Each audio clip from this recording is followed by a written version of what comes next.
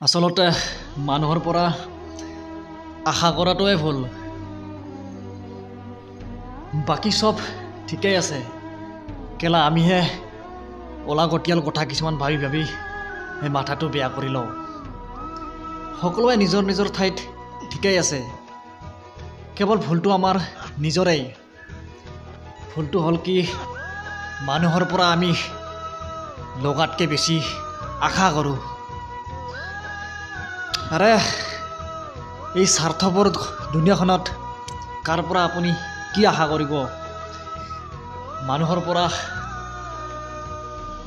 একো আশা কৰি লাভ নাই, কাৰো পৰা একো আশা নকৰিব।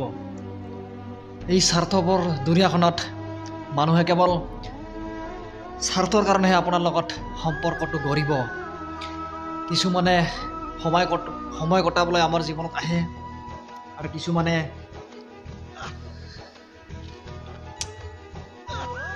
প্ৰয়োজনত ব্যৱহাৰ কৰিবলৈ আহে।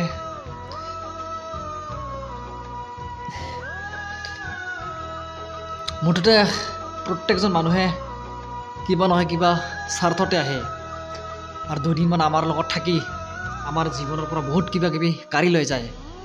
আমাৰ মুখৰ হাঁহিটো বহুত সোনকালে কাঢ়ি লৈ যায়।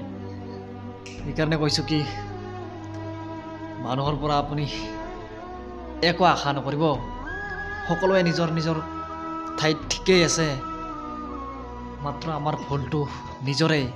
ভুলটো হ'ল কি, আমি লগাতকৈ মানুহৰ পৰা বেছি আশা আৰু অপেক্ষা কৰোঁ। আৰে জীৱনৰ মেইন যুদ্ধখনচোন অকলেই কৰিব লাগে। যেতিয়া সময় বেয়া আহে তেতিয়াচোন আপোন মানুহবোৰেও অচিনাকিৰ দৰে ব্যৱহাৰ কৰে। সেইকাৰণে যিমানখিনি পাৰোঁ অকলে থাকিবলৈ চেষ্টা কৰিব লাগে। যিকোনো কাম অকলেই কৰিবলৈ চেষ্টা কৰিব লাগে, কাৰণ জীৱনৰ মেইন যুদ্ধখন অকলেই কৰিব লগা হয়। ইয়াত পৰিস্থিতি বেয়া হ'লে কোনেও সংগ দিব নাহে, এইটোৱে বাস্তৱ।